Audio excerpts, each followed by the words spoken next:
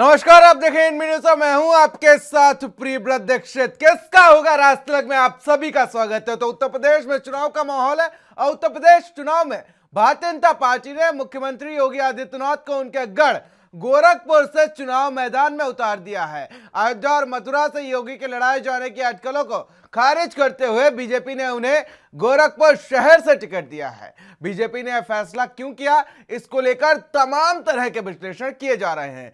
कोई इसे पूर्वांचल में जिस तरीके से योगी आदित्यनाथ का गढ़ है उसको लेकर माना जा रहा है, तो वहीं आपको बता दें कि कोई पूर्वांचल में 2017 में जिस तरीके से बीजेपी ने परचम लहराया था उसको लेकर, उसको दोहराने को लेकर रणनीति बताया जा रहा है। तो वहीं कोई कह रहा है कि योगी ने अपने लिए सुरक्षित सीट चुनना इसलिए तय मानी ताकि पूरे प्रदेश में प्रचार पर ध्यान दे सके। तो वहीं इसी बीच सी वोटर ने अपने इस सवाल पर जनता की राय ली। तो वहीं आपको बता दें कि सी वोटर के ओपिनियन पोल में जनता से पूछताछ के बाद गोरखपुर से योगी को चुनाव लड़ना मास्टर स्ट्रोक माना जा रहा है या बीजेपी की मजबूरी। इसके जवाब में 55% लोगों ने कहा कि यह बीजेपी का मास्टर स्ट्रोक है, जबकि 32% ने कहा कि यह बीजेपी की मजबूरी है। वहीं 13% लोगों को पता नहीं का जवाब मिला। तो वहीं आपको बता दें कि योगी आदित्यनाथ के गोरखपुर से चुनाव मैदान में उतारने से क्या अखिलेश यादव पर भी चुनाव लड़ने का दबाव बनेगा। इसके जवाब में 48% लोगों ने कहा कि हां, सपा अध्यक्ष पर दबाव बढ़ेगा। 33% ने कहा कि अखिलेश पर दबाव नहीं बनेगा। तो 19% ने पता नहीं का जवाब दिया। तो उत्तर प्रदेश में इस तरीके से राजनीतिक माहौल का विश्लेषण किया गया और जिस तरीके से सुरक्षित सीट पर से योगी आदित्यनाथ को उतार दिया गया, क्योंकि योगी आदित्यनाथ सीएम फेस माने जाते हैं जिस तरीके से, और अगर वो विधायक बने तभी उनकी राह आसान होगी मुख्यमंत्री को लेकर। तो इस समय जिस तरीके से यूपी विधानसभा चुनाव को लेकर तमाम चीजें सामने आ रही हैं, बीजेपी, समाजवादी पार्टी, कांग्रेस पूरी तरीके से पुरजोर कोशिश करने में लगी हुई है, लेकिन सीधी टक्कर जिस तरीके से मानी जा रही वो समाजवादी पार्टी और बीजेपी में मानी जा रही है। तो इसी को लेकर आज हमारी खास पेशकश किसका होगा राज्य तिलक आप सबके सामने हाजिर है। तो बीजेपी, समाजवादी पार्टी और कांग्रेस पूरी तरीके से चुनावी माहौल में उतर चुकी हैं और 2022 विधानसभा चुनाव को लेकर जिस तरीके से तमाम तरह की तैयारियां की जा रही हैं। हालांकि इलेक्शन कमीशन ने रोक जरूर लगा दी है रैली पर, लेकिन अभी भी वर्चुअल संवाद जारी है। तो वहीं जिस तरीके से तमाम पार्टियां जो हैं वो कोशिश कर रही हैं, साथ ही अब प्रत्याशियों की लिस्ट भी जारी की जा रही है। आज दूसरी लिस्ट बीजेपी जारी कर सकती है और उसी को लेकर तमाम तरीके की बैठकें की जा रही हैं और साथ ही दलित वोटरों पर भी फोकस किया जा रहा है। अगर दलितों की बात कर लें या पिछड़ा की बात कर ले, तो यूपी में अगर बात कर ली जाए तो पिछड़ा के बाद सबसे ज्यादा 22% शेयर वोट जो है वो दलितों का है। तो उस पर भी बीजेपी पूरी तरीके से फोकस करती हुई नजर आ रही। तो वहीं बीजेपी इसलिए भी फोकस करती नजर आ रही क्योंकि बीएसपी का यूपी चुनाव में अस्तित्व होता नजर आ रहा है और वहीं दलित वोट को अपने खेमे में करने के लिए चंद्रशेखर आजाद से लगातार अखिलेश यादव संपर्क बनाए हुए हैं।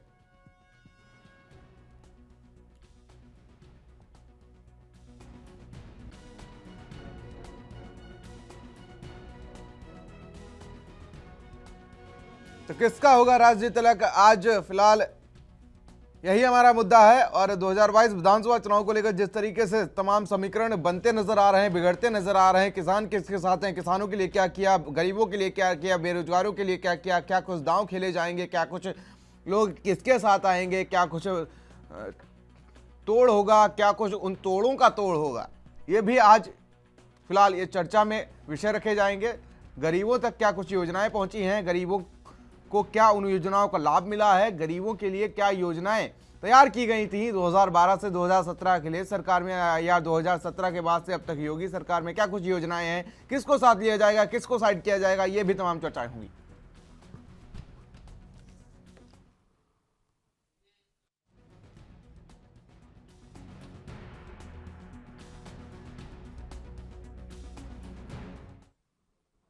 दोस्तों 2022 विधानसभा चुनाव बिल्कुल मुहाने पर है और इसी को लेकर तमाम तरीके के जो समीकरण हैं वो बनते भी नजर आ रहे हैं। कोई अपनी पार्टी में किसी नेता को करता नजर आ रहा है, कोई मंत्री इधर से उधर भागता नजर आ रहा है। फिलहाल टिकट नहीं मिलेगी तो जाहिर सी बात है कि 2022 में विधायक बनने का सपना है वो अधूरा रह जाएगा और मंत्री बनने का भी सपना अधूरा रह जाएगा। फिलहाल आज इसी पर हम चर्चा करेंगे और हमारे साथ एक अच्छा खासा पैनल मौजूद है। आपका परिचय करा देते हैं। हमारे साथ देशबंधु दीक्षित जी बीजेपी से मौजूद है, इनकी सरकार है, केंद्र में भी बात कर ली जाए और राज्य में भी फिलहाल अभी ये स्थापित हैं। और सीके ठाकुर जी नेता कांग्रेस हैं, हमारे साथ मौजूद हैं। और सर्वेश्वर पाठक जी तमाम मुद्दों पर जानकार राजनीतिक विश्लेषक के तौर पर हमारे साथ मौजूद हैं। आप सभी का स्वागत है एनबी न्यूज पर। सर्वेश्वर पाठक जी, आपसे शुरुआत कर लेते थे। किस तरीके से समीकरण बने हुए इस समय? आज दूसरी लिस्ट भी बीजेपी जारी कर सकती है, तो वहीं अब गोरखपुर से सीएम योगी आदित्यनाथ की सीट क्लियर कर दी गई है। पाठक जी जी देखिए, गोरखपुर से ही योगी आदित्यनाथ जी ने अपने पॉलिटिकल कैरियर की शुरुआत की थी। वो वहाँ के महंत थे गोरखपुर पीठ के, और फिर उनका अपना एक अलग वर्चस्व था। महाराज जी और गुरु जी के नाम से फेमस थे और वहाँ पे उनका दबदबा था। तो अगर वो वापस गोरखपुर से विधानसभा का चुनाव लड़ रहे हैं तो इसमें कोई कयास नहीं लगाए जाने चाहिए, क्योंकि जो सुरक्षित सीट है और जो मुख्यमंत्री है उनको पूरे राज्य का दौरा करना होता है, हर तरफ चुनाव प्रचार के लिए और भी तमाम चीजें होती है, चुनाव के समय में देखना पड़ता है। तो इसमें अगर किसी और दूसरे जगह से लड़ते तो वहां पे वो ध्यान फोकस कर दिया जाता, और जब उनका खुद का घर जहां से वो राजनीति में प्रवेश किए थे वो जगह है ही, तो फिर और किसी जगह को क्यों चुना जाए। और साथ ही साथ पूर्वांचल जो है वो बहुत महत्वपूर्ण योगदान रखता है यूपी के इलेक्शन में। जैसे कहा जाता है कि सेंटर के चुनाव में यूपी जो जीता वही सेंटर में गवर्नमेंट बनाता है, उसी तरह यूपी के चुनाव में जिसने पूर्वांचल को हथिया लिया, जिसने पूर्वांचल पे अपना आधिपत्य स्थापित कर लिया, उसी का गवर्नमेंट यूपी में बनेगा। बिल्कुल। और पूर्वांचल जो है बीजेपी का कोर वोट बैंक आता है। ऐसे तो पश्चिमी उत्तर प्रदेश में भी है, लेकिन पूर्वांचल में कुछ खासा उनका अपना कोर वोट बैंक है। दूसरी बात कि मैं भी बीजेपी के प्रवक्ता महोदय से पूछना चाहूंगा कि योगी जी का जाना बहुत अच्छा है वहां, लेकिन अगर वो मथुरा से जहां श्रीकांत जी लड़ रहे हैं या अयोध्या से लड़ते तो एक अलग माहौल भी रहता और अलग संदेश भी रहता। और मेरा यह मानना है कि योगी जी उत्तर प्रदेश के किसी भी सीट से अगर लड़ते तो वो जीतते, तो इसमें गोरखपुर को ही क्यों चुना गया? भले उनकी राजनीतिक कैरियर वहां से शुरुआत हुई। तौर पर देखा जा सकता है अगर सीएम योगी आदित्यनाथ है, उन्होंने विकास किया तो वो किसी सीट से लड़ सकते थे और किसी भी सीट पर वो जीत सकते हैं। देशबंधु दीक्षित जी। सुप्रभात सभी मित्रों को नमस्कार। क्या आपको मेरी आवाज मिल रही है? जी आप आवाज आ रही है आपकी। सभी मित्रों को नमस्कार। बहुत अच्छा है। अभी जैसे कि राजनीतिक विश्लेषण में मुद्दा छेड़ा, देखिए हमारे यशस्वी मुख्यमंत्री श्री आदित्यनाथ योगी पूरे प्रदेश के 24 करोड़ जनता के अभिभावक हैं। यह उनका विशेषाधिकार भी है, यह किसी भी प्रत्याशी का अधिकार होता है कि वो शीर्ष नेतृत्व द्वारा जो फैसले लिए जाएं उसको सराखों पर।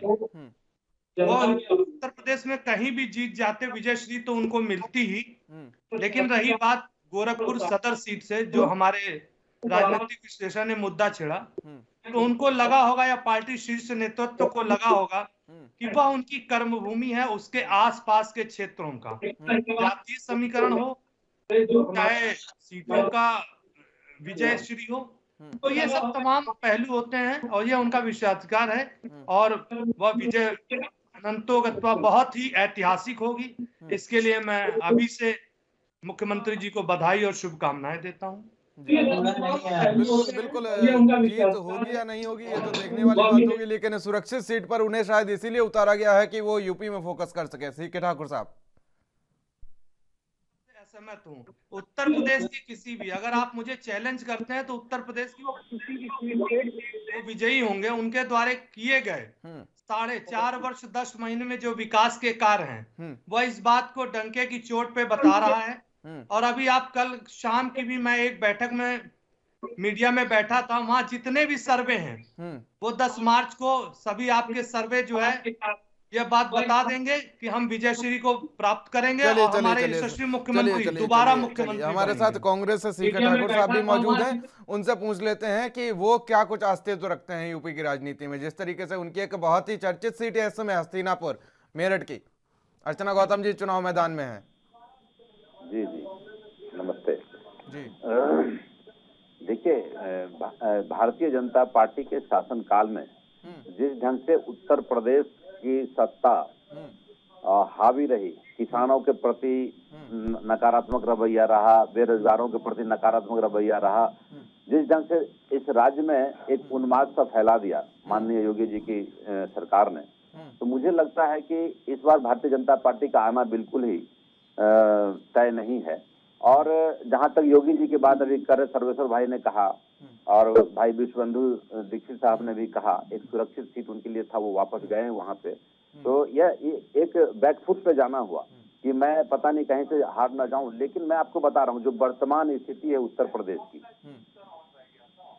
जो वर्तमान स्थिति है उत्तर प्रदेश की, अभी जो यदि यह कंटिन्यू रहा चुनाव तक, तो योगी जी मिनिमम 40,000 वोट से चुनाव हार जाएंगे उत्तर प्रदेश के गोरखपुर से भी।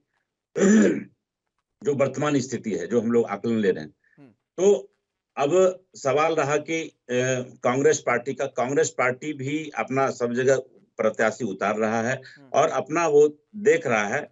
अखिलेश जी भी काफी मजबूत स्थिति में है, कांग्रेस भी काफी मजबूत स्थिति में है। अब देखना है कि कौन कर पाते हैं। लेकिन उत्तर प्रदेश में भारतीय जनता पार्टी का जाना इस बार तय है, योगी जी भी चुनाव। सर्वेश्वर पाठक जी, जिस तरीके से कांग्रेस का इस समय यूपी चुनाव में क्या वजूद है, क्या कुछ स्थिति है, हम सभी इस बात से रूबरू हैं। सीधी टक्कर इस बार अगर मानी जा रही तो समाजवादी पार्टी और बीजेपी की मानी जा रही है। ब्रज जी, आपका कहना सही है, कांग्रेस तो कहीं है ही नहीं। कांग्रेस ने मैदान छोड़ रखा है। अगर ठाकुर साहब कह रहे हैं कि कांग्रेस मजबूत स्थिति में है, तो किस आधार पे ये बात बोल रहे हैं मुझे समझ में नहीं आता। अगर हम पिछले चुनाव से अगर आंकलन करें, क्योंकि जो प्रेजेंट चुनाव है उसमें डेटा और जो भी होता है वो पिछले चुनाव से हम मिलाते हैं, तो 2017 के विधानसभा चुनाव में देखे तो बीजेपी जो लैंडस्लाइड विक्ट्री लेके आई थी, उनको 30.67% का वोट हासिल हुआ था और 312 सीटें मिली थी। वही कांग्रेस पार्टी जो केवल मात्र 7 सीटों पे विजयी हुई थी और 6.25% की वोट शेयर लाई थी। तो आखिर ये किस वजह से बोल रहा है कि कांग्रेस मजबूत स्थिति में है? प्रियंका गांधी जी के आने से और एक नारा दे देने से कुछ नहीं होता। अगर सचमुच में उनको यूपी की राजनीति में कुछ भूचाल लाना है या कुछ अपने सीट में बढ़ोतरी करनी है, तो बीजेपी से योगी आदित्यनाथ जी चुनाव लड़ रहे हैं। प्रियंका गांधी जी को या तो उनके साथ, उनके सामने अपोनेंट के रूप में खड़ा हो जाना चाहिए गोरखपुर सदर से और फिर दिखाना चाहिए।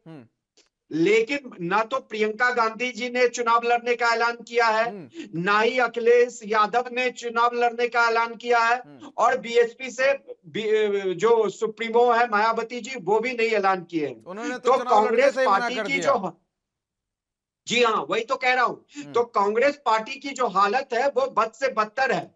अगर हम पूर्वांचल की बात कर ले तो पूर्वांचल में टोटल 142 सीटें आती हैं। 2017 के चुनाव में बीजेपी ने 100 सीटें जीती थी और टोटल जो था 70% वोट पूर्वांचल में पाया था। और अगर वोट शेयर देखा जाए तो जो मेन इलेक्शन में 39.67% पाए थे, लेकिन पूर्वांचल से 36.40% वोट मिला था बीजेपी को 2017 के चुनाव में। तो आप, हम बार बार जो ये कह रहे हैं कि योगी जी अगर गोरखपुर से लड़ाया जा रहा है तो उसके पीछे क्या वजह है? उनका अपना पुराना किला रहा है और वहीं से उन्होंने राजनीतिक करियर की शुरुआत की है। और फिर पूर्वांचल कितना महत्वपूर्ण है यूपी के चुनाव में, इसको समझने की देरी है। तो कांग्रेस कहीं नहीं है इस चुनाव में, वो बस एक मतलब पार्टी है और खड़ा होना चाहती है यूपी इलेक्शन में, बस एक प्रतिबिंब के रूप में वो अपने आप को दर्शा रही है। चलिए सीके ठाकुर साहब, तमाम आपके ऊपर राजनीतिक विश्लेषक जी ने तमाम विश्लेषण कर दिया है, और 2017 में भी यूपी के 2 लड़के आए थे। हाँ, सही कहा आपने जी। यूपी में प्रवेश की हैं, उत्तर प्रदेश की राजनीति को देखना शुरू किया कांग्रेस की तरफ से, तब से काफी स्थिति बदलाव आया है। जनता का एक अलग झुकाव आया है, क्योंकि महिलाओं को उन्होंने 40% टिकट देने का काम किया और कर रही हैं। तो मुझे लगता है कि काफी लोगों का झुकाव है उनके, महिलाएं काफी आसक्त है कि उनको कैसे आगे बढ़ाया जाए राजनीति में, वो कांग्रेस पार्टी को सपोर्ट कर रही हैं। क्योंकि अभी तो चुनाव का दौर आरंभ हुआ, मैंने यही कहा यदि यही स्थिति रही तो मैंने योगी जी का भी मैंने भविष्यवाणी किया है, और कांग्रेस काफी आगे जाएगा। और अखिलेश जी का भी ऐसा नहीं है कि आप उसको नकार सकते हैं, अखिलेश जी काफी आगे नकारा जा सकता है। जिस तरीके से सपा इस समय लगातार बीजेपी से टूट कर लोग समाजवादी पार्टी में शामिल हो रहे हैं, तो ये बिल्कुल नहीं नकारा जा सकता कि वो कमजोर स्थिति में है। और बीजेपी भी ये खुद कबूलती हुई नजर आ रही है कहीं ना कहीं कि अगर हमारी सीधी टक्कर है तो कहीं समाजवादी पार्टी से है। आप तो कहीं भी नहीं दिख रहे हैं सीके ठाकुर साहब, 70 सालों तक आपने देश पर राज किया है। काफी लोग मेहनत भी कर रहे हैं, कांग्रेस पार्टी के लोग वहां पे। और चूंकि देखिए जनता की अदालत है, अभी तो चुनाव होना है, और अब जनता ये भी देख रही है कि भारतीय जनता पार्टी को यदि हराना है तो हमको कहाँ जाना है। तो हो सकता है उस समय चुनाव के दरमियान वो पूरा चुनाव वोट जो है शिफ्ट कर जाए अखिलेश में, ये भी हो सकता है, कोई भारी बात नहीं है। लेकिन वर्तमान स्थिति में कांग्रेस भी काफी अच्छी स्थिति बना के रखी हुई है, और चुनाव के दरमियान अब देखेगा कि योगी जी को हराना है, भारतीय जनता पार्टी को हराना है, जिस ढंग से भारतीय जनता पार्टी का आलम रहा पूरे प्रदेश में, तो वहां पे उस समय शिफ्टिंग हो सकता है कि पूरी वोट अखिलेश जी के साथ शिफ्ट हो जाए। 2017 में जिस तरीके से यूपी के 2 लड़के साथ आए थे, क्या आप भी अब भी 2022 में भी दोनों लड़के साथ आ जाएंगे क्या, अगर जरूरत पड़ी तो? ऐसा कहा नहीं जा सकता, लेकिन वक्त आएगा तो देखा जाएगा उसको, लेकिन अभी ये कह नहीं सकते। चलिए देशबंधु दीक्षित जी जवाब ले लेते हैं। देखिए, हमारे कांग्रेस के मित्र को बता दूं, 1989 के बाद से इनकी जमीन का धरातल क्या, जमीन ही ये पूरी की पूरी खो चुके हैं। और जैसा कि आपने अभी जिक्र किया कि 2 राजकुमारों का साथ हुआ था, तो हमारे समाजवादी मित्र और बसपा और कांग्रेस के जितने असफल प्रयोग हैं वो सभी इन्होंने उत्तर प्रदेश में आजमा लिए, और जनता ने इनको उसका जवाब दे दिया। देखिए, जिनका आधार नहीं है, केवल बातें करने से कुछ नहीं होता। एक नारा दे दिया, बेटी हूं लड़ सकती हूं। मैं पूछ सकता हूं इस समय इनके राजकुमार कहां हैं? जब उत्तर प्रदेश जैसे देश के विशालतम प्रदेश में है, एक दिन भी वो नजर नहीं आए। इनको 403 सीटों पर प्रत्याशी ढूंढे नहीं मिल रहे हैं, और इनका जमीन पर कोई जनाधार नहीं है। 2017 में भी जनता जनार्दन ने हमें आशीर्वाद दिया, 2019 में भी दिया, और 2022 में भी देखिएगा हम पूर्ण बहुमत से सरकार बनाएंगे। और बुआ बबुआ का साथ, इनके भ्रष्टाचारों के आकंठ में और इन दूसरे विपक्षियों के दंगों को आज तक प्रदेश की जनता भूली नहीं है। और देखिएगा इसका जवाब 10 मार्च को वोट के रूप में परिणित होकर आपके सामने आएगा। वोटरों से आप कैसे उम्मीद कर सकते हैं कि आपको आशीर्वाद देंगे, जब आपके खुद ही मंत्री विधायक तमाम छोड़ के जा रहे हैं? देखिए, आपने जो जिक्र छेड़ा कि मंत्री हमारे जो 2-3 मंत्री और विधायक गए, देखिए ये अवसरवादिता की पराकाष्ठा होती है। 5 साल तक आप सरकार में कैबिनेट मंत्री का पद मुख्यमंत्री के बाद सबसे महत्वपूर्ण होता है। आप उस पद पर रह के बाद भी जब अपनी जाति बिरादर जिस बात का ये आरोप लगा रहे हैं उसके लिए आप विरोध नहीं जता सके, तो आप विपक्षी खेमे में जो हष्ट, जो निराश्रित, जो क्या नाम है कुंठा से ग्रसित है, वह आपकी क्या मदद होगा? आप मंत्री परिषद की बैठक में, आप कैबिनेट की बैठक में जा सकते थे, अपनी बात को मुख्यमंत्री के सामने, मंत्रिमंडल के सामने कह सकते थे। नहीं, उन्होंने आरोप लगाया कि हमने कई बार कहा, उन्होंने आरोप लगाया कि कई बार हमने कहा लेकिन हमारी बात नहीं सुनी गई। जाने से पार्टी के विकास पर, हमारे सबका साथ सबका विकास की नीति पर कोई फर्क नहीं पड़ने वाला है। यह मुंह की खाएंगे और आने वाले समय में जनता इनको जवाब दे देगी। चलिए, जवाब दे देगी तो जवाब ले भी लेते हैं। सीके ठाकुर साहब। दीक्षित ने कहा कि जाति बिरादर जो मंत्री छोड़ छोड़ के गए, क्यों गए आपने देखा क्या? जितने भी शेड्यूल कास्ट के, जितने भी अति पिछड़े के लोग थे, मंत्री थे, कभी उनका योगी जी ने सुना नहीं। योगी जी ने सिर्फ अपनी जाति, अपनी बिरादर को सुनते रहे, अपने जाति के लोगों को प्रश्न दिया। ये उन पर काफी आरोप है और लोग यहाँ पे लगा रहे हैं, जनता के बीच यही मैसेज आ रहा है। तो इसमें वो क्या करते, मजबूरी में वो मंत्री को छोड़ के जाना था, उन्हें उनको अपने जाति से ही वोट लेना था। अपने ये चूंकि जातिगत राजनीति हर जगह है, हिंदुस्तान के कोने कोने में है, तो उन्होंने देखा कि मेरी स्थिति तो बहुत खराब हो गई है, तो यहाँ रह के करेंगे क्या। इसी ढंग से पूरे मतलब शेड्यूल कास्ट हो या अति पिछड़े के लोग हो, पिछड़ी जाति के लोग हैं, ये पूरी तरह से योगी जी से नाखुश हैं, योगी जी को नहीं चाहते हैं। वो देखा कि भारतीय जनता पार्टी के राज में इन्होंने मेरा कोई भी काम नहीं किया, ना तो कहीं नौकरी, ना आरक्षण, ना कुछ किसान आंदोलन, बहुत सारा चीज है, बहुत सारे मुद्दे हैं जहां लोग उब करके छोड़ा है उन्होंने। ऐसा नहीं है विश्वबंधु भाई, आप खुद ब्राह्मण वहां के काफी नाराज हैं। तो मैं ये बताना चाहता हूं कि पूरी तरह से योगी जी अपने शासन काल में सिर्फ अपनी जाति और बिरादर को लेकर चले। जो योगी अपने आप को साधु कहते हैं, जो महात्मा कहते हैं, उन पर पूरा आरोप है कि वो अपनी जाति और बिरादर को लेकर चले हैं, इसलिए सारा कुनवा नाराज है उनसे। चलिए, इसलिए वो छोड़ छोड़ के जा रहे हैं लोग। सर्वेश्वर पाठक जी, एक छोटा सा विश्लेषण हम आपसे सुनना चाहेंगे कि इस पर जातिवाद की राजनीति पर, ब्राह्मणवाद की राजनीति पर, धर्मवाद की राजनीति पर और विकासवाद की राजनीति पर जो सबसे पीछे रहता है, विकासवाद जो सबसे पीछे रहता है। यही सबसे बड़ी विडंबना है कि हम अब 21वीं सदी में हैं, लेकिन जो ये जातिवाद है, हिंदुओं को कैसे डिवाइड करना है, वो कांग्रेस पार्टी ने शुरू से सीख लिया था।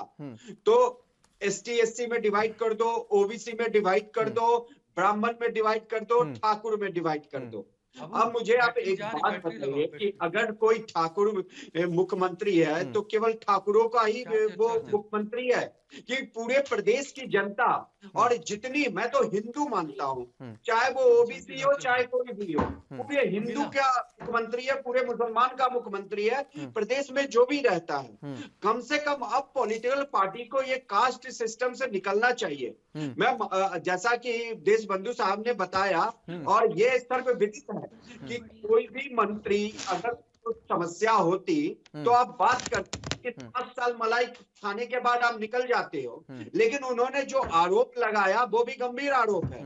तो जरा देश बंधु जी इस पे भी प्रकाश डालेंगे कि क्या उनकी आरोप में कितनी सच्चाई है कि ओबीसी को दरकिनार किया गया है, उनकी बातें नहीं सुनी जाती है योगी सरकार के मंत्री में। लेकिन मेरा मानना है कि जो भी आरोप लगे हैं, अगर ये आरोप स्वामी प्रसाद मौर्य होते या कोई भी होते, समय से पहले लगाते तो कुछ ना कुछ उसका असर होता। लेकिन अब जनता भी जानती है कि जिसका बाप पार्टी छोड़ दिया और बेटी ऑलरेडी पार्टी में है, तो उनकी बातों में कितनी सच्चाई हो सकती है। नहीं, फिर बेटी को भी निकाल देना चाहिए ना। जब पिताजी इतने गंभीर आरोप लगा रहे हैं पार्टी पर, तो उनकी बेटी को भी निष्कासित कर देना चाहिए। लेकिन बेटी ने खुद ही अपना स्टेटमेंट भी दे दिया। आप हम सभी जानते हैं कि वो बीजेपी में आस्था दिखा रही है। उन्होंने कहा कि हमारे फादर कहीं भी जाएं, उन्होंने ना मुझसे पूछ के बीजेपी छोड़ा है और ना ही पूछ के समाजवादी पार्टी ज्वाइन की है। कैंपेनिंग जरूर की थी धर्मेंद्र यादव के खिलाफ अपनी बेटी के लिए।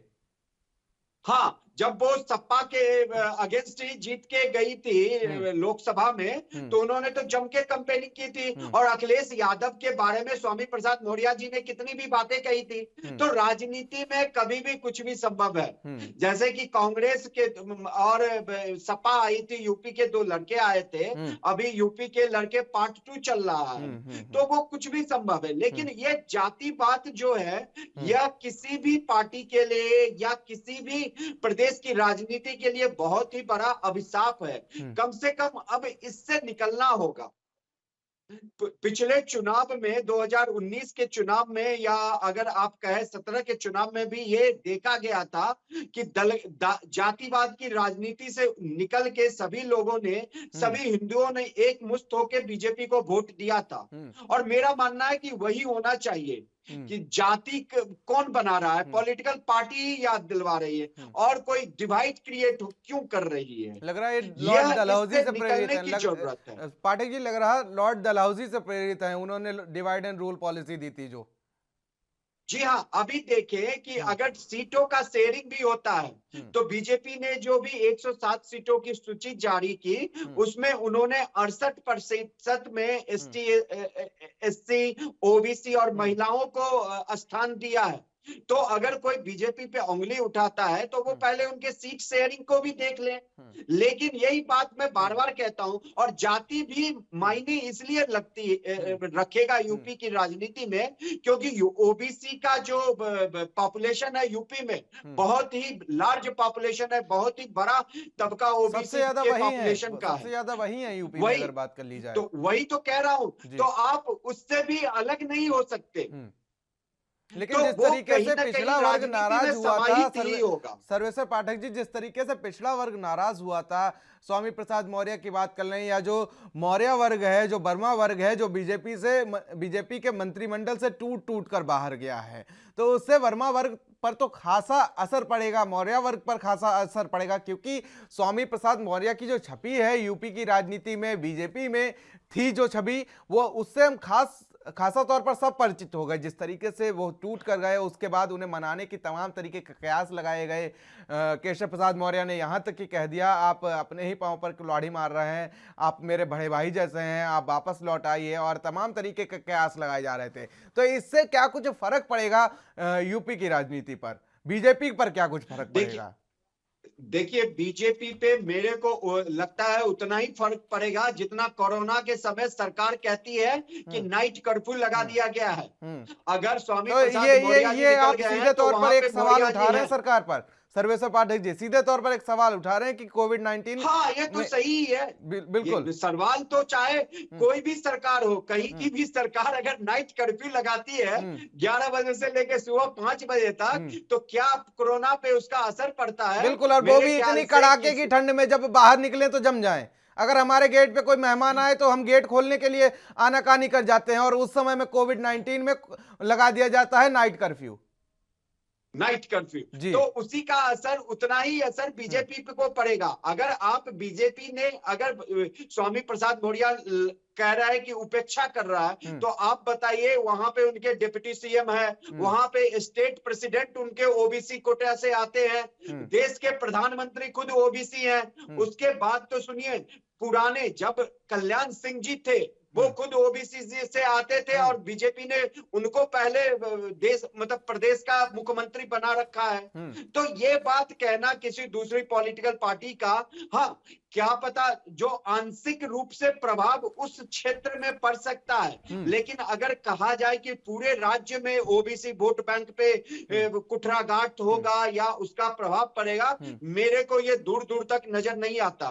और इसके बारे में देश बंधु साहब जी और बताएंगे कि अगर सचमुच अगर इसका प्रभाव नहीं होगा तो आखिर इनकी स्ट्रेटेजी क्या है, कैसे इस जो एंटी इनकम्बेंसी का जो फैक्टर होगा उससे कैसे उभरेंगे, और ये जो दलित वोट है या इनका दूसरे विपक्षी पार्टी का कहना है कि खिसकती जा रही है, जनाधार जवाब ले लेते हैं। देशबंधु दीक्षित जी, जिस तरीके से इस समय ओबीसी हो उस पर फोकस किया जा रहा है या दलित वोट हो उस पर फोकस किया जा रहा है, हम आपकी बात नहीं कर रहे हैं, हम समाजवादी पार्टी की भी बात कर रहे हैं। वो जिस तरीके से चंद्रशेखर रावण को मनाने में जुटी हुई है, लेकिन वही हाल है कि तुम्ही से मोहब्बत तुम्ही से लड़ाई, कि हम तुम्हें शामिल तो करना चाह रहे हैं लेकिन तुम्हें हम सीट नहीं देंगे, 5 सीटों पर तक राजी नहीं हुए। और आप भी, आपके मुख्यमंत्री जी लगातार दलितों के साथ भोजन करते नजर आ रहे हैं, गोरखपुर से सांसद रविकिशन जी भोजन करते नजर आ रहे हैं दलितों के साथ। तो ये क्या राजनीति हो गई, राजनीति को ही दलित बना दिया गया है क्या? देखिए, मुझे 1 मिनट का दीजिएगा। जी बिल्कुल, 1 मिनट नहीं, आप समय भरपूर ले लीजिए। हाँ, दोनों मित्रों के प्रश्नों का उत्तर दूंगा। देखिए, रही बात जातिवाद की, तो मेरे राजनीतिक मित्र, मैं व्यक्तिगत रूप से नहीं जाता, लेकिन इनकी विद्वता का मैं प्रशंसक रहा हूं और बहुत डिबेटों में मैं इनकी तथ्यों को, तर्कों को मानता हूं। देखिए, रही जाति की बात, तो मैं शुरू करता हूं सबसे पहले उज्ज्वला योजना से। देखिए, उज्ज्वला योजना में दिए जाने वाले गैस सिलेंडर न हिंदू, ऐसा हमने नहीं परिभाषित किया कि हिंदू परिवार को मिला या मुस्लिम परिवार को मिला। फिर आते हैं प्रधानमंत्री आवास के ऊपर। प्रधानमंत्री आवास हिंदुओं को भी मिला, मुस्लिमों को मिला, सिखों को मिला, ईसाई भाइयों को भी मिला। तो वही अब होती आते हैं, हैं सबके हर लिए घर लागू नल हो जाती हैं। योजना की बातें। नहीं, आपने जाति की बात की। नहीं, जाति देखिए, की बात हमने इसलिए- हमारी कोई भी योजना हुई, हम केवल बात करते हैं विकास की। अब आते हैं मुद्दा स्वामी प्रसाद मौर्य। तो हमारे श्रद्धेय परम आदरणीय प्रधानमंत्री ने खुद कह दिया कि मैं ओबीसी जाति से हूं। अब आपने प्रसंग सेला खाना खाने की बात, तो देखिए, हम सभी जाति और सभी का विकास लेकर चलते हैं। अगर 5 साल तक यह सरकार में थे, या आप भी जानेंगे या हमारे राजनीतिक विषय सर्वेश पाठक भी जाने, इतने पटल पर इतनी बार कैबिनेट की बैठक हुई, इतनी बार मंत्री की बैठक हुई, इवन आचार संहिता लगने से पहले तक आप अपनी बात को किसी राजनीतिक पटल पे रख सकते थे। आप मीडिया बंधु भी बहुत समझदार हैं। यह अपने पुत्र के लिए, देखिए, अब खुली बात है, इन्होंने अपनी बेटी को सांसद का टिकट बनाया, हमारे यशस्वी प्रधानमंत्री ने टिकट देके आदरणीय संसद में पहुंचाया। अब यह अपने पुत्र के लिए टिकट चाह रहे थे, लेकिन हमारी पार्टी एक ही परिवार के सभी अपने मूल सिद्धांतों से समझौता करके मना कर दिया। अब इनको उस पर दिक्कत हुई। आप बताइए, श्री स्वामी प्रसाद मौर्य 5 साल तक सरकार में रहे और कैबिनेट मंत्री जैसे उच्च दायित्व पे रहे। क्या इन्होंने जो है अपनी बात को कहना उचित नहीं समझा? अब रही बात जाति की, हम सबकी जाति की विकास करते हैं। हमारे श्रद्धेय योगी नाथ अगर ठाकुर जाति से हैं, तो वहीं केशव प्रसाद मौर्य डिप्टी उप मुख्यमंत्री जो है ओबीसी का चेहरा है। फिर ब्राह्मण चेहरे के रूप में श्री दिनेश शर्मा भी कार्यरत हैं। हमारे भी आ जाते हैं संगठन उसी में में, सभी जाति और सभी वर्गों का रह गए। समावेश है। हमारी कोई ऐसी योजना नहीं रही जो जाति धर्म विशेष की बात रही। अब इनके पास कोई मुद्दा नहीं बचा है, तो ये तोड़ो और राज करो की नीति बात करे। कांग्रेस का कोई जनाधार नहीं है। अभी आपने देखा है 2 युवाओं की साइकिल पंचर हो गई। अब बात आपने कही चंद्रशेखर, आप बताइए, इनका अभी जो इनकी पहली सूची जारी हुई है समाजवादी, उसमें पहला कैंडिडेट देख लीजिए नाम। आप मीडिया कर्मी बहुत समझदार है। आखिरी कितने उन पर आपराधिक मुकदमे हैं, और अब तो इनके समाजवादी पार्टी के प्रमुख ने कह दिया सुप्रीमो, आप फॉर्म ए और फॉर्म बी ले लीजिए और अपना नामांकन। आप क्यों नहीं सूची जारी कर रहे हैं? क्योंकि आपके पास 403 सीटों पर लड़ने के लिए प्रत्याशी ही नहीं है। आप कहीं जाति धर्म के नाम पे इनसे समझौता कर ले रहे हैं, कहीं पश्चिम में जैन जी से समझौता कर रहे हैं, कहीं पूर्वांचल में स्वामी, और उसका हश्र हमारे योगी आदित्यनाथ ने जो प्रत्याशी बना है उसका हश्र देख लीजिएगा। स्वामी प्रसाद मौर्य का व्यक्तिगत राजनीतिक ऐतिहासिक रिकॉर्ड, आपकी जमानत जब्त हो जाएगी।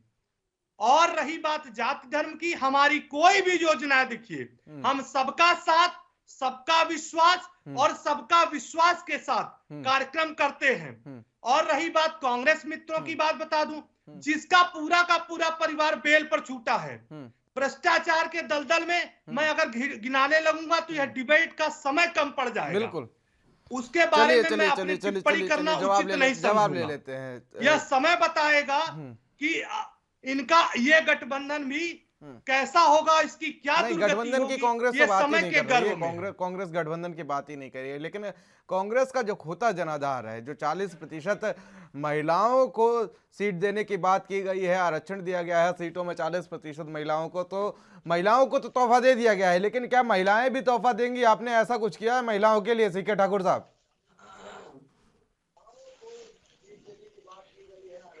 चुनाव आने दीजिए, चुनाव का रिजल्ट आने दीजिए, उसके बाद बताता हूँ। लेकिन भाई विश्वबंधु जी ने कहा था कि गैस उज्ज्वला योजना की बात कर रहे थे। आपने कभी सोचा ये जो गैस का सिलेंडर आप पेश करते हैं लोगों, गरीबों के बीच, जो आम लोगों के बीच, क्या वो दोबारा रिफिल हुआ कभी? क्या उसको कभी आपने वो गैस का सिलेंडर कौन बनाता है, आपने कभी सोचा क्या? ये कितना बड़ा स्कैम, आपने कभी सोचा क्या इस पर? ये पूरा सेंट्रलाइज घोटाला है प्रधानमंत्री मोदी जी के द्वारा। तो ये गैस उज्ज्वला योजना एक बड़ा घोटाला है। आप इसको भी जनता तलाश रही है कि दोबारा उस गरीब महिला के घर में जो उज्ज्वला योजना आप दे रहे हैं, कभी रिफिल नहीं हुआ, इसको भी लोग देख रहा है। तो एक एक चीज भारतीय जनता पार्टी द्वारा जो की जा रही है वो सेंट्रलाइज घोटाला है, कहीं कुछ नहीं है।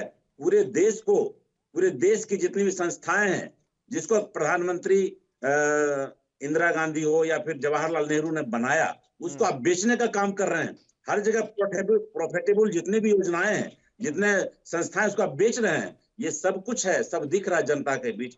ठीक है, कांग्रेस क्या कर रही है वो ऐसा नहीं है। आप आरोप लगा करके किसी को जेल भेज दे और बेल ले ले तो आप उसको आरोपित करके आप वो नहीं करते, तो वो घोटालेबाज है। आप बिल्कुल देखिए, ये पूरी तरह से भारतीय जनता पार्टी की नीति को उत्तर प्रदेश ही नहीं पूरा देश समझ रहा है। 2024 में भी पता चलेगा, लेकिन 22 में अभी आपको ये उत्तर प्रदेश बताएगा कि आपने कितना बड़ा घोटाला किया, आपने क्या क्या काम किया है।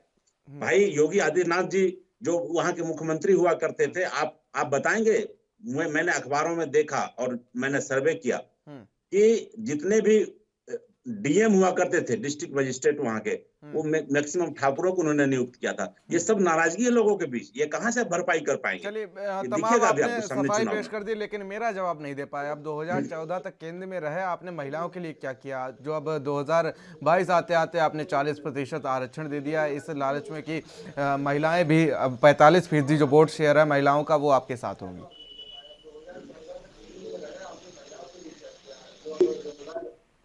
मोदी की सरकार में महिलाओं के लिए आरक्षण पेश किया गया था, जहां उसमें सरोज यादव जी ने कहा था कि आप महिलाओं के आरक्षण आप पेश कर रहे हो, उसमें भी आरक्षण दो SC ST OBC के लोगों को। ये आया था, लेकिन कांग्रेस ने पेश किया था इस चीज को, आप याद करिए, महिलाओं के आरक्षण के लिए तो किया ही कांग्रेस ने।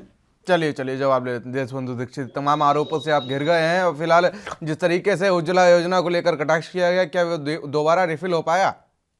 जवाब दीजिए। देखिए, आपने जो बात कही, आप वो योजना, आप इन्होंने मेरी योजनाओं पर आक्षेप लगाया, उसका मैं जवाब दूं उससे पहले क्या बताएंगे? ऐसी कौन सी स्कीम है जिसमें 0 इनपुट लगाकर करोड़ों रुपए कमा सकते हैं? हमारी राष्ट्रीय महासचिव, उनके पति ने ऐसा कौन सा फार्मूला या सूत्र पैदा कर लिया? वो ऐसा कौन सा बिजनेस करते हैं जिससे अरबों खरबों की जमीन लूट जाती है और आज भी वो बेल पे हैं? दूसरे, आपने देखा अभी पंजाब में इन्होंने राष्ट्रीय सुरक्षा के साथ कितना बड़ा घात किया। आप बताइए, प्रधानमंत्री व पूरे 150 करोड़ देश के हैं, कैसे इनपुट लीक हो गया? आप बताइए, कांग्रेस की महासचिव कौन से संवैधानिक पद पर हैं कि वहां के चन्नी मुख्यमंत्री के पद पे रहते हुए प्रधानमंत्री की सूचना उनको दी गई? और रही बात उज्ज्वला योजना की बात, अभी कोई घोटाले खोजे नहीं। 2G घोटाले में कितने शून्य होते हैं ठाकुर साहब? 1,76,000 करोड़ में मैं बताऊंगा तो समय कम लग जाएगा। कोल घोटाला, राफेल घोटाले की आंच अभी तक अभी राहुल गांधी उससे अछूते नहीं है। अभी पेपरों में खबरें छपी हैं। आपने जमीन से लेकर आकाश तक का कोई ऐसा घोटाला नहीं। आप घोटालों की बात करते हैं। हमारी गैस रिफिल हो रही है, हमने महिलाओं को शौचालय दिया है, हमने हर घर जल योजना दिया है, हमने किसान सम्मान निधि देकर किया है, हमने देश के प्रधानमंत्री की सुरक्षा के साथ खिलवाड़ नहीं किया है। मैं आपको कहना चाहूंगा कि प्रधानमंत्री वह 150 करोड़ जनता के चुने हुए प्रतिनिधि हैं और 2014 में भी जनता जनार्दन ने भारी बहुमत से उत्तर प्रदेश में हम 80 में 74 सीटें जीते थे। और मान्यवर, आपकी जानकारी के लिए बता दूं, 2019 में 62 सीटें जीते थे, जिसमें सभी वर्गों, सभी जातों, सभी धर्म संप्रदाय के लोगों ने खुलकर भारत के विकास के लिए, और इनका प्रधानमंत्री जो कभी बोलता ही नहीं था, रोज घोटालों पे घोटाले खुलते थे। मनमोहन सिंह बड़े ही वरिष्ठ और गौरवज्ञानी थे, लेकिन मनमोहन सिंह मनमोहन सिंह में बदल गए। घोटालों पर यह बात करेंगे। घोटाला भी ताजा हुआ था अयोध्या में। देशबंधु दीक्षित जी, एक ताजा घोटाला मुझे भी याद आ रहा है। आप घोटालों की तमाम बातें कर रहे हैं, एक ताजा ताजा घोटाला, आप सत्ता में है तो सवाल पूछना लाजमी सी बात है। एक ताजा ताजा घोटाला अयोध्या में हुआ था जमीन को लेकर, वहां पर तमाम मेयर और एसपी एसएसपी सब ने जमीनें खरीद डाली थी, कौड़ियों के दामों में खरीद डाली थी करोड़ों की जमीन जो होगी अब, क्योंकि अयोध्या में श्री राम मंदिर बनने जा रहा है। तो वहां अयोध्या में फिलहाल एसपी और एसएसपी या तमाम अधिकारी वहां पर पोस्टिंग के लिए भी डरते थे, अब वहां पर आशियाने बनने जा रहे हैं। सर्वेश्वर पाठक जी, मैं जवाब लूंगा, लेकिन उससे पहले सर्वेश्वर पाठक जी, आपने जो चर्चा छेड़ी, आपने जो अयोध्या कांड की बात, अयोध्या घोटाले की बात की, मैं आपको कहना चाहूंगा सारे दस्तावेज हैं, उसकी विवेचना आप कर लें, आप उसको हाई कोर्ट और सुप्रीम कोर्ट में याचिका दायर कर सकते हैं। हाई कोर्ट से जमीनें खरीदने की बात या एसएसपी डीएम कोई भी व्यक्ति निवेश कर सकता है। देखिए अयोध्या में एक भव्य राम मंदिर बनेगा, इस बात से कोई अतिशयोक्ति नहीं। वहां व्यापार का भी एक बहुत अनुशासित संगठन बनेगा, व्यापार की दृष्टि से लोग जमीनें खरीदते हैं, जमीन खरीदने बेचने में कोई नहीं। और चलिए, किसी प्रकार के दस्तावेजों में घोटाले हुए हैं तो वो जांच का विषय है, और मैं आपको बहुत जिम्मेदारी से कहता हूं, जब कुछ था ही नहीं वहां पर, कोई भी जमीन वहां पर खरीद सकता है, कोई भी निवेश कर सकता है। वो बिल्कुल सत्य के पक्ष दीक्षित जी, कोई भी जमीन खरीद सकता है, कोई भी बेच सकता है, करोड़ों की जमीन कौड़ियों में बिक सकती है, तो उस पर 5 दिनों के लिए कमेटी क्यों बिठाई गई थी? एक छोटा सा सवाल, अगर उस पर कुछ था नहीं। इस बात पे मैं आपके असहमत हूं। करोड़ों की जमीन थी, वहां के महासचिव, ट्रस्ट के महासचिव ने कह दिया, देखिए जमीन का जो सौदा हुआ है उसका रूपांतरण पूरा खुली किताब है, आप उस पर अध्ययन करें, उस पर भी एक आप डिबेट रखिएगा। मैं डिबेट रख चुका हूं, जब ये ताजा मुद्दा था, जिस दिन ये मुद्दा था उसी दिन मैंने डिबेट की थी इस पे। आप फिर से डिबेट करिएगा, मैं मुद्दों के साथ आपके सारे प्रश्नों का चलिए, अगर ऐसा कुछ हुआ, अगर वो घोटाला नहीं हुआ, तो मैं दोबारा डिबेट करूंगा और तमाम मुद्दों के लिए आपको ही इनवाइट करूंगा मैं। अगर वो घोटाला, जमीन खरीदना कोई अपराध नहीं है, जमीन खरीदना कोई अपराध नहीं है, लेकिन करोड़ों की जमीन घोटाले करके आप कौड़ियों में खरीद लेते हैं, वो भी मेयर, एसएसपी, एसपी और तमाम आला अधिकारी वो खरीद लेते हैं, तो उस पर मुझे आपत्ति है। नहीं, ऐसा कुछ नहीं हुआ है, यह बातें निराधार हैं और ये भ्रामक बातें फैलाई गई। चलिए, अगर बातें भ्रामक हैं और बातें निराधार हैं, तो इस पर 5 दिनों की कमेटी क्यों गठित की गई थी? और कमेटी जो गठित की गई थी उसकी रिपोर्ट आप मुझे दिखा दीजिए।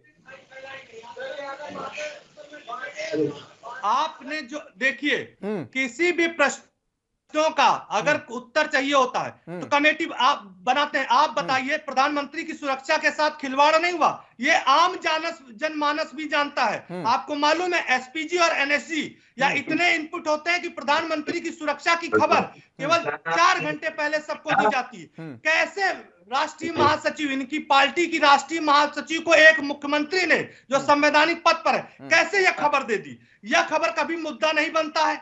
और जो बात आपने पेपर में बात कही, घोटालों की बात कही, वो तो मैं कहता हूं उसके लिए एक कमेटी है, जांच करेगी, अपनी रिपोर्ट करेगी। 5 दिनों का टाइम दिया गया था उस कमेटी को, 5 दिनों आप बयान डाल सकते हैं, लेकिन बताइए क्या स्वीकार करेंगे? 5 दिनों का टाइम दिया गया था उस कमेटी को। इस्तीफा देंगे कि वो खबर, प्रधानमंत्री की सुरक्षा की खबर कैसे लीक हुई?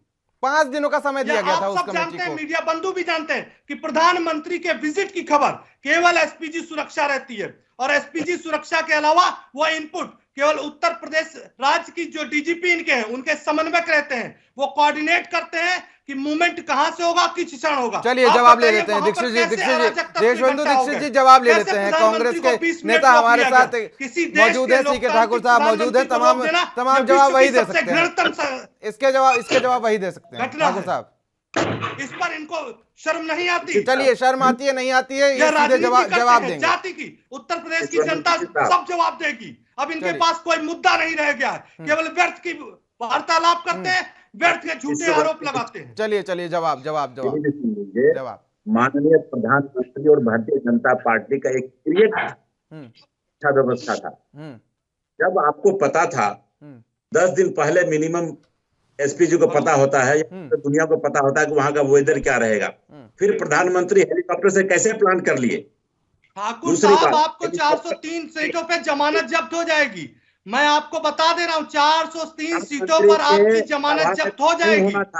और 5 आपके लाख आदमी राजकुमार को छोड़कर आप चले नहीं गए कर और सकते देखिएगा थे। देश से भी ये जनता आपको निकाल के हटा देगी। पे आपने ठिकरा फोटा के उस सुरक्षा व्यवस्था में सेंध मार दिए। प्रधानमंत्री, ऐसे कई प्रधानमंत्री हुए देश में जिनके पास ऐसी व्यवस्थाएं हुई। आप किसान, हो सकता है वहां किसान होंगे, लेकिन लोग वहां कह रहे हैं, जो आया छन करके, कि भारतीय जनता पार्टी के लोग ही के झंडे लेकर के वहां खड़े थे। तो क्या आप प्रधानमंत्री के इर्द गिर्द, प्रधानमंत्री की गाड़ी के बगल में एक भारतीय जनता पार्टी का झंडा लेकर वहां का कार्यकर्ता कैसे पहुंचा? बिल्कुल, वीडियो एक मैंने भी आपका देखा था, प्री वायरल प्लान हुआ है था जो। जी। बिल्कुल, वीडियो एक मैंने भी देखा था जो वायरल हुआ था। प्रधानमंत्री खुद इस देश की अव्यवस्था को पूरे वर्ल्ड में उन्होंने घिनाने का काम किया। ये माननीय प्रधानमंत्री जी की गरिमा जाती है इसमें। मुझे लगता है कि ऐसी स्थिति में प्रधानमंत्री जी को शर्मा करके इस देश से इस्तीफा दे देना चाहिए, प्रधानमंत्री के पद से। उन्होंने गलत काम किया, एक बच्चे जैसा खेल उन्होंने किया है। आप क्यों चन्नी जी पे या कांग्रेस पे आरोप लगा रहे हैं? क्या सोनिया गांधी या प्रियंका गांधी या राहुल गांधी कहेंगे कि प्रधानमंत्री को मारो और जान की धमकी दे दो? नहीं, ये उनका बचकाना हरकत था। माननीय प्रधानमंत्री जी को इससे बचना चाहिए। यह, और आप लोग बोलिए मत, आप लोग जो पूरे मुख्यमंत्री वहां जाप करते हैं, करवाने लगे, ये सब तो पूरी राजनीति, सोची समझी राजनीति भारतीय जनता पार्टी को। और आपको मैं बता रहा हूं कि इसका यदि आप माइलेज लेना चाहेंगे उत्तर प्रदेश के चुनाव में, कभी मिलने वाला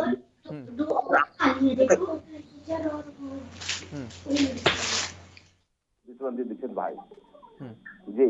चलिए जवाब ले लेते हैं, एक छोटा सा विश्लेषण इस पे ले लेते हैं। सर्वेश्वर पाठक जी। जी बताइए, मैं सुन नहीं पाया कांग्रेस के प्रवक्ता जी का वो बयान, आप रिपीट करेंगे क्वेश्चन? जी ठाकुर साहब।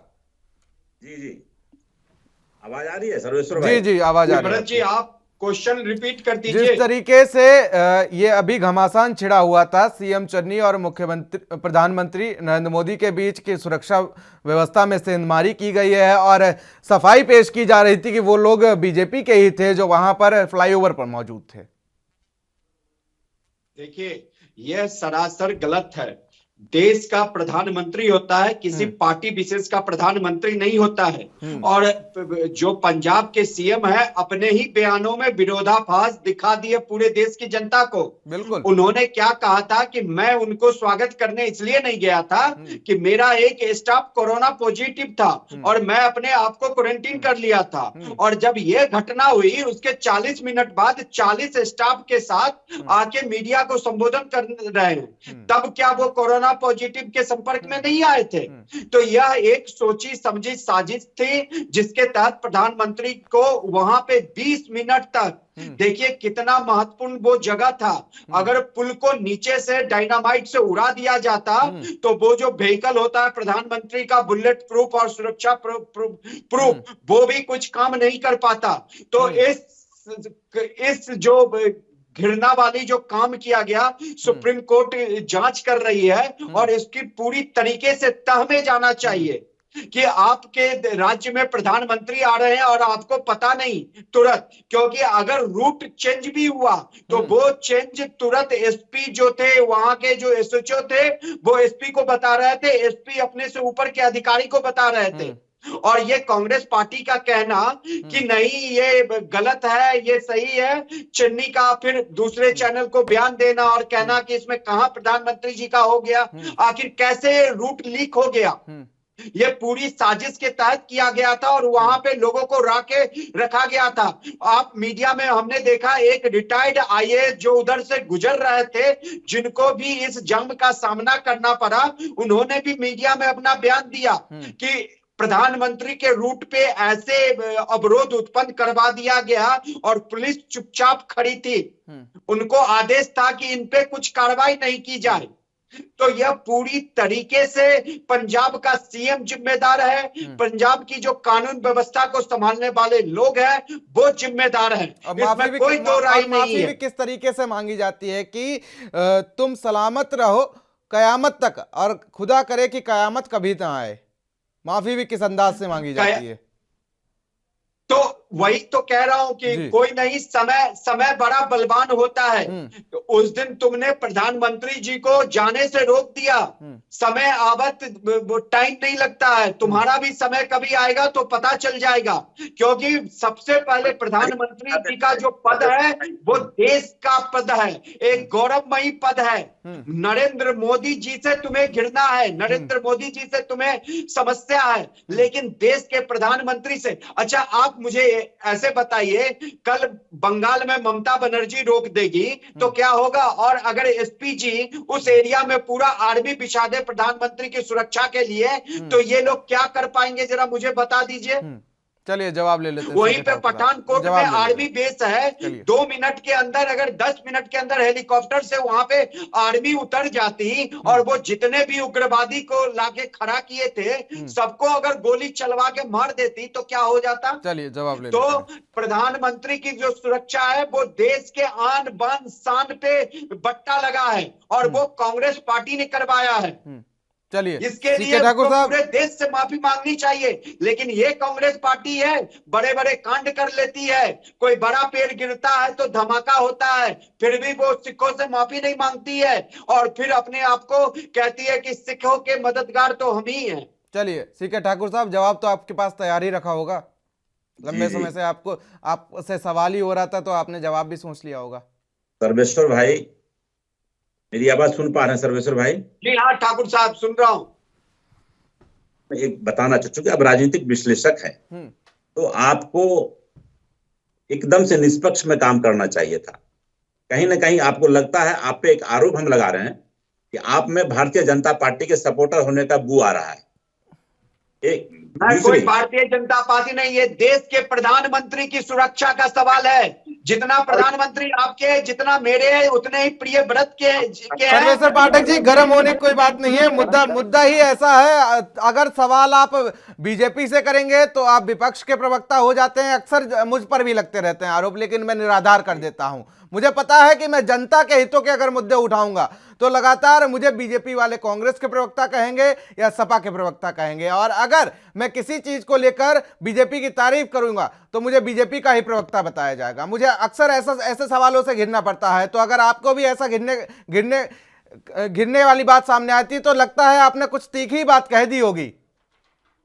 प्रियव्रत जी, मुझे आदत हो गई है, आपके चैनल पे ये लेबल मुझ पे लगाया ही जाता है, और भी बाकी चैनल होते हैं, इससे मुझे कोई फर्क नहीं पड़ता। नहीं पड़ना चाहिए। अगर हम जनता के हितों के लिए मुद्दे उठा रहे हैं और हम सीधे तीखे सवाल कर रहे हैं किसी से, तो हमें कोई फर्क नहीं पड़ने चाहिए। मुझे सीधी सी बात है, मैं इन सबको साइड में रख देता हूं डिबेट के निकलने के बाद से। मैं नहीं सोचता हूं इन सब पे। नहीं, प्रियव्रत भाई, देखिए सर्वेश्वर भाई ने क्या कहा कि वहां आतंकवादी इतने खड़े थे कि हम गोलियां बरसा देते एसपी जी, तो फिर उनको, ये जनता को आतंकवादी कह रहे हैं। प्रधानमंत्री का विरोध करना, देखिए ये लोकतंत्र है, लोकतंत्र में आप विरोध करेंगे ही। कोई भी आदमी यदि उसका स्वार्थ सिद्धि नहीं हो, बिल्कुल काम नहीं होगा तो विरोध करेंगे, तो उसको आप आतंकवादी नहीं कर सकते। ये आपके मुंह से जो निकला कि आतंकवादी को एसपीजी मार देते तो क्या करता, उतना लोगों को चलिए इस पर चर्चा भी कर लेंगे, लेकिन अभी फिलहाल हमें समय इजाजत नहीं दे रहा है। एक छोटा सा कमेंट हम 10 सेकंड सर्वेश्वर पाठक जी आपसे लेना चाहेंगे। 10 सेकंड। देखिए ठाकुर साहब, प्रधानमंत्री की सुरक्षा हो और उसमें कोई राजनीतिकरण नहीं होना चाहिए। देश के प्रधानमंत्री थे और सुरक्षा में चूक हुई, कांग्रेस शासित प्रदेश में चूक हुई, कांग्रेस का सीएम जिम्मेदार है और जिम्मेदारी लेनी पड़ेगी। और कांग्रेस पार्टी के साथ पे ये बट्टा लगा है। बिल्कुल सर्वेश्वर पाठक जी, फिलहाल आप तीनों मेहमानों का हमारे साथ जुड़ने के लिए शुक्रिया और इस डिबेट में हमारे साथ रहने के लिए शुक्रिया। तो फिलहाल अब समय हमें इजाजत नहीं दे रहा है, लेकिन सवाल अभी भी यही बरकरार है कि आखिर राजतिलक जो है वो किसका होगा, क्योंकि जिस तरीके से तमाम पार्टियां जो हैं वो सियासी खींचतान में लगी हुई हैं। तो फिलहाल किसका होगा राजतिलक? एनबी न्यूज की खास पेशकश में मेरे साथ इतना ही। देश और दुनिया के अहम खबरों के लिए बने रहिए एनबी न्यूज के साथ। नमस्कार।